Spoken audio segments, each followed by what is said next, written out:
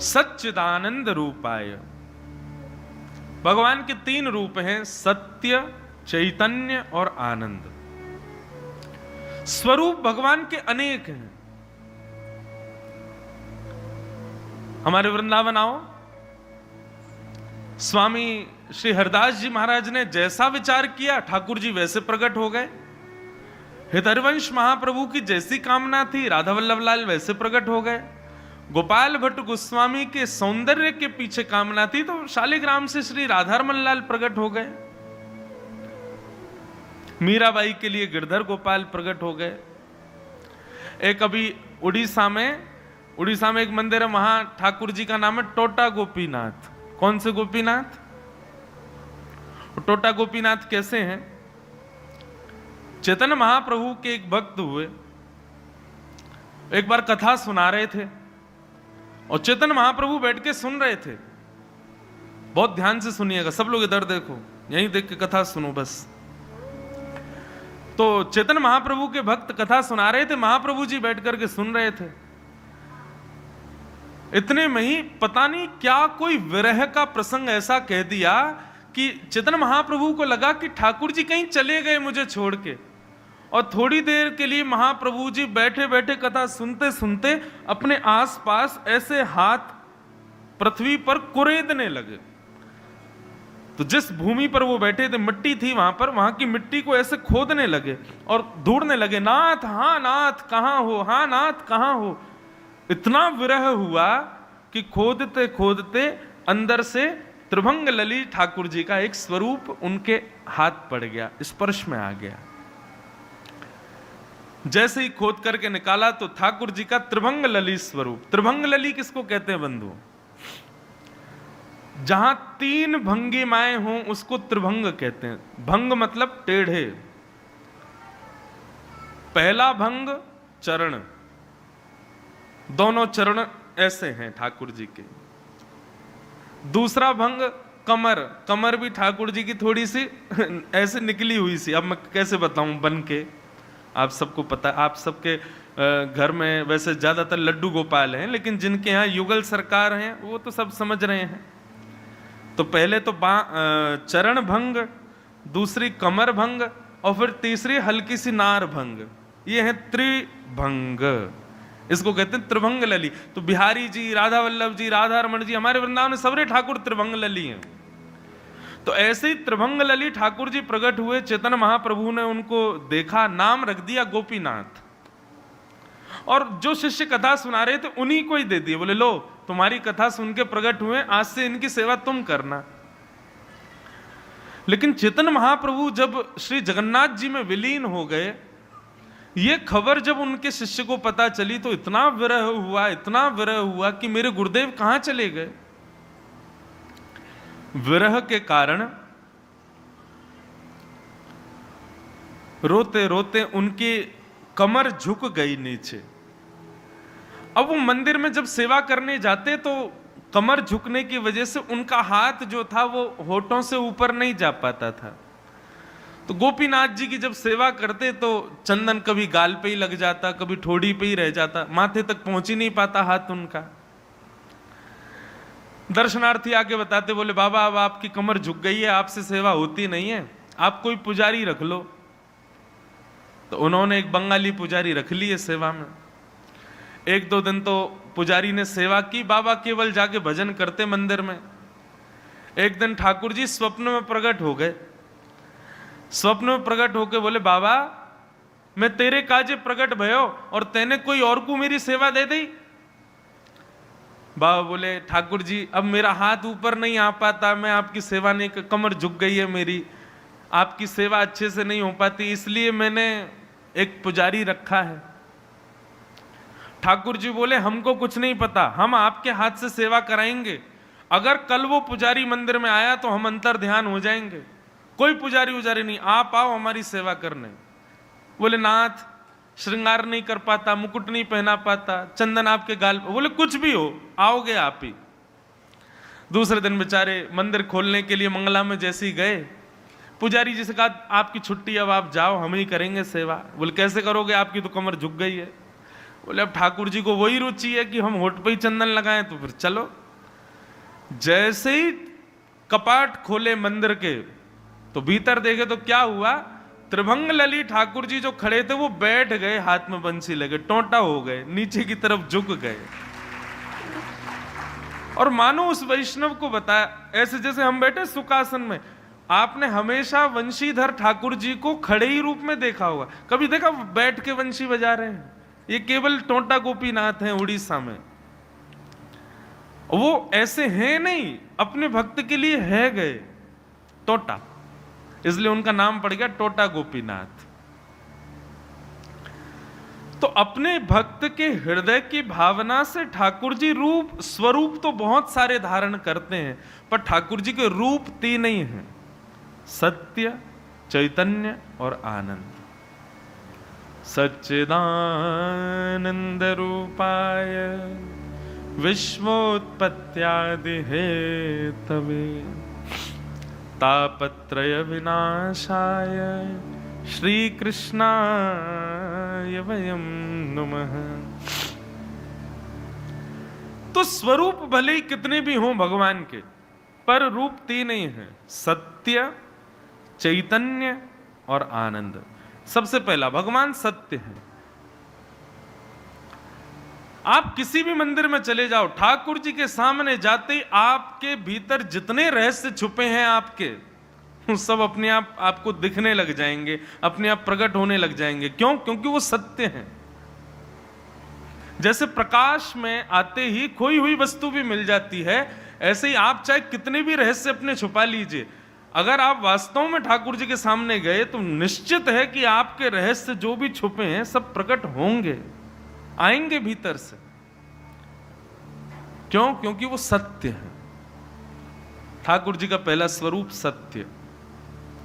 ठाकुर जी का दूसरा रूप है चैतन्य।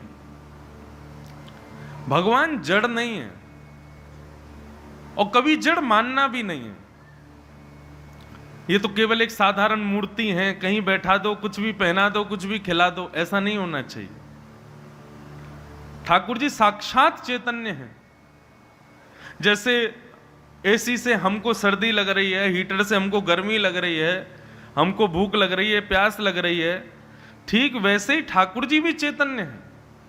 कई लोग कहते हैं महाराज जी आप हमको सेवा के कुछ भाव बताओ, सेवा कैसे करनी चाहिए।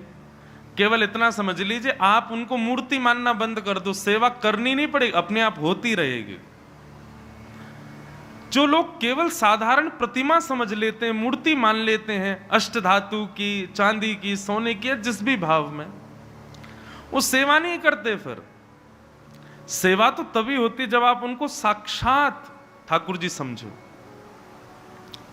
हमारे वृंदावन की सत्य घटना, एक महाराज जी ठाकुर जी की सेवा करते थे, वो बड़े भाव से करते थे।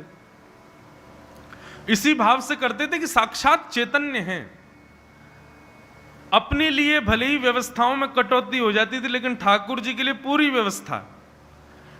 ठाकुर जी को यदि सर्दियों में कुछ हीटर आदि लगाना है तो लगाते थे, गर्मियों में एसी की जरूरत तो करते थे। ऐसी भावना नहीं थी कि भगवान कहीं भी बैठा तो रह लेंगे, नहीं, बिल्कुल चैतन्य। आप कभी नाथद्वार जाएं या हमारे वृंदावन में भी ऋतुओं के हिसाब से श्रृंगार, ऋतुओं के हिसाब से इत्र, ऋतुओं के हिसाब से ही वस्त्र। अभी जैसे जन्माष्टमी के बाद से ठाकुर जी के जो वस्त्रों का श्रृंगार है ना, वो धीरे धीरे अब बड़े होने लगेंगे। अभी गर्मी जब थी, जून जुलाई मई का महीना, तो ठाकुर जी कम कम वस्त्र पहन रहे थे, लेकिन अब धीरे धीरे बढ़ने लगेंगे। अब ठाकुर जी पूरी पूरी भांके पहनेंगे, मोजे पहनने लग जाएंगे। जैसी सर्दी आएगी हाथों में भी मोजे पहनेंगे, पांव में भी मुजरी पहनेंगे। इस प्रकार ठाकुर जी की सेवा की जाती। क्यों? ये नहीं मानते कि ये एक जड़ है, ऐसा मानते चैतन्य है। और मानते क्या है ही वो चैतन्य। चैतन्य सदा ठाकुर जी के प्रति चैतन्य भाव ही रखो, कभी भी उनको जड़ मत समझिएगा। जड़ समझते ही वो पाषाण ही है। फिर तो वृंदावन में वो महाराज जी उनको चैतन्य मान करके सेवा करते थे। एक बार महाराज जी को कहीं जाना पड़ा 2 दिन के लिए, तो अपने एक सेवक को बोल गए, सुनो तुम्हारे पास एक ही सेवा है क्या, हमारे ठाकुर जी की बड़े अच्छे से सेवा करना। तो उनका जो शिष्य था वो खुश हो गया, बोले गुरुजी हमको सेवा दे के जा रहे हैं, अच्छे से करेंगे। अब गुरुजी तो चले गए। अब पीछे से उस चेला ने क्या किया, ठाकुर जी को देख करके उसको लगा इनमें बड़े मैल लग गए हैं, ठाकुर जी बहुत दिनों से बढ़िया से नहाए नहीं है, इनको आओ चलो आज बढ़िया से नवाएं। सारे वस्त्र आदि उतार के और जल से नवाता, पंचामृत से नवाता समझ में आता। उसने क्या किया, पानी में सरफ घोल लिया और सरफ घोल करके सरफ के पानी से ठाकुर जी को नवावे। अच्छा, इतने में भी उसके संतुष्टि नहीं हुई, तो उसने वो बर्तन मांजने वाली जो वो होती है कठोर सी, क्या बोलते हैं उसको, जो भी होती है वो, उससे लेकर के उसने रगड़े और मारे ठाकुर जी के हाथों पे, गाल पे, ले नाक पे, माथे पे। ठाकुर जी चमकने लगे। एक बात और बताएं, कई घरों में अष्टधातु के ठाकुर जी को वो एक केमिकल आता है, कभी कभी वो लगा देते हैं, उससे ठाकुर जी चमकने लग जाते हैं। आज तक किया था तो कोई बात नहीं, अब मत करना भैया। पंचामृत से नवाओ ठाकुर जी को, घी से नवाओ, दही से नवाओ, ठाकुर खूब चमकेंगे। और एक बात बताएं आपको, वस्तुओं से नवाने से ठाकुर जी नहीं चमकते, आप अपने प्रेम से ठाकुर जी को चमकाओ, चमकेंगे। हमारे राधारमन लाल जी को देखो, दूर से ही गाल चमकते हैं उनके, क्यों? सेवा होती है ठाकुर जी की, सेवा से ठाकुर जी दिखते हैं। अब आप अपने बालक को गोरा दिखाने के लिए उसको रिन तो लगाते नहीं, उसके सर्फ बर्फ तो लगाते नहीं, बढ़िया खिलाते हो ना, घी खिलाओ, दही खवाओ, दूध पिलाओ, अपने आप तंदुरुस्त होगा, बढ़िया गोरा चिट्टा हो जाएगा। जो माताएं अपने कारे बालक को नवाती हैं, वो हल्दी लगा के बेचारे के पूरे तन को रगड़ देती हैं, कितना रोता है बालक। गोरा तो होता नहीं, लाल पड़ जाता है वो पूरा ऊपर से नीचे तक। ठाकुर जी की सेवा भाव से करो, अपने आप ठाकुर जी चमकेंगे, उनको वस्तुओं की आवश्यकता थोड़ी है। अब महाराज उस सेवक ने वो सरफ घोल करके ठाकुर जी नवा दिए, ऊपर से घिस और दिए। उसको लगा गुरु जी खुश हो जाएंगे, ठाकुर जी चमक गए। बढ़िया श्रृंगार आदि करके उसने आरती पूजा करी, भोग लगाया ठाकुर जी का। गुरु जी को अगले दिन आना था। रात्रि में गुरुजी जिस शहर में गए हुए थे, वहां जैसे ही सोए तो स्वप्न में ठाकुर जी रोते हुए आए, और जहां जहां उसने घिसा था वहां वहां ठाकुर जी के घाव दिखाई दिए गुरुजी को स्वप्न में। गुरुजी बोले जय जय, नहीं आपके माथे पे छिल कैसे गया, आपके हाथों से रक्त क्यों आ रहा है, ठाकुर जी आपके अंग प्रत्यंग ऐसे ऐसे क्यों हो गए? ठाकुर जी कुछ नहीं बोले, केवल अश्रुधार बहाते रहे नेत्रों से। महाराज जी समझ गए जरूर कुछ अनुचित हुआ है वृंदावन में। आधी रात में ही दौड़े वृंदावन, सुबह मंगला तक तो पहुंच गए। जैसे ही मंगला में पहुंचे तो चेला आरती कर रहा था ठाकुर जी की, ठाकुर जी चमक रहे थे। गुरु जी ने आके कहा, बोले ठाकुर जी इतने चमक क्यों रहे हैं?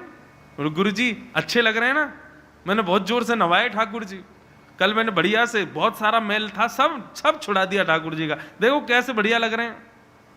गुरु जी ने कहा सही से बताओ तुमने कैसे नवाए ठाकुर जी? बोले हमने ठाकुर जी को सरफ घोल करके पानी से और उससे घिस घिस के नवाए। गुरु जी रोने लगे, बोले अरे मूर्ख, ये तूने क्या किया? ये कोई मूर्ति थोड़ी है, कोई प्रतिमा थोड़ी है कि तू सर्फ से नवा रहा है इनको, साक्षात लाल जी हैं। उसके बाद गुरु जी ने लेप बनाया, और लेप बना करके जहां जहां स्वप्न में उनको घाव दिखाई दिए वहां वहां लेप लगा करके पट्टी बांधी ठाकुर जी के। 5-6 दिन तक रोज काढ़ा पिलाया ठाकुर जी को बना करके, तब जाके 6-7 दिन बाद स्वप्न में ठाकुर जी हंसते हुए दिखाई दिए कि अब हम स्वस्थ हो गए, हमारी जो भी पीड़ा थी अब वो सब निवृत्त हो गई थी। आप मानेंगे तो वो लीला करेंगे ना, नहीं मानो तो वो प्रतिमाएं कैसे भी रखो, कहीं भी ले जाओ, डलिया में लेके घूमो, कहीं भी बैठ जाओ, कुछ भी खिलाओ पिलाओ। ठाकुर जी चैतन्य हैं, जड़ नहीं है बंधु। और चैतन्य और जड़ता हमारे मानने से होती है। हम मानेंगे तो वो जड़ हैं, हम मानेंगे तो वो चैतन्य हैं। इसलिए भागवत के प्रथम श्लोक में ही कहा ठाकुर जी सत्य हैं, चैतन्य हैं। और जब सत्य और चैतन्य दोनों को स्वीकार करोगे तब तीसरी बात कही, तभी आपको सेवा में आनंद देंगे। सच्चिदानंद रूपाय, ठाकुर जी आनंद स्वरूप है।